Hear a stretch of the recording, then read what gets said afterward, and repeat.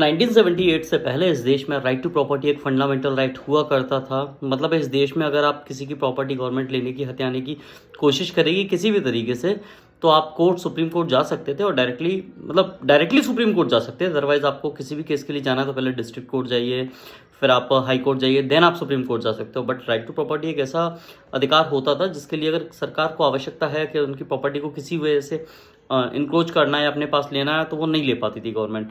Then 1978 में government एक लेके आती है एक कॉन्स्टिट्यूशनल अमेंडमेंट, जिसे कहा जाता है 44th कॉन्स्टिट्यूशनल अमेंडमेंट 1978, जिसके द्वारा राइट टू प्रॉपर्टी को एक फंडामेंटल राइट की कैटेगरी से हटाकर लीगल राइट बना दिया गया है। अब लीगल राइट और फंडामेंटल राइट दोनों के बीच में बेसिक डिफरेंस क्या होता है, तो ये बात समझ लीजिए। फंडामेंटल राइट एब्सोल्यूट राइट होता है जिसके लिए सुप्रीम कोर्ट अगर आप अप्रोच करते हो तो गवर्नमेंट उसको तब किसी भी हालत में मैं कहूँ एक्वायर नहीं कर पाती थी प्रॉपर्टी को। देन ये चीज सब कुछ चेंज हुआ 44th अमेंडमेंट 1978 के बाद में, तब ये बन गया।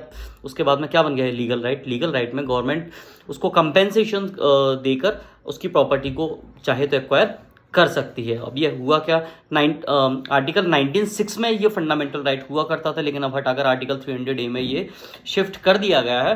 तो आज के टाइम पे आप देखते हो बहुत से टाइम पे चाहे इलेक्शन का समय हो, पुलिस आपकी गाड़ियां ले लेती है, या फिर ज़रूरत होने पर गवर्नमेंट आपकी बिल्डिंग्स को या आपकी ज़मीन को एक्वायर करना होता है तो कर लेते हैं। ये ज़मीन को यूज़ करना डेवलपमेंट के लिए बहुत ज़्यादा ज़रूरी होता था, इसलिए 1978 में यह चेंज किया गया। और तब इस देश के प्रधानमंत्री थे मोरारजी देसाई जी।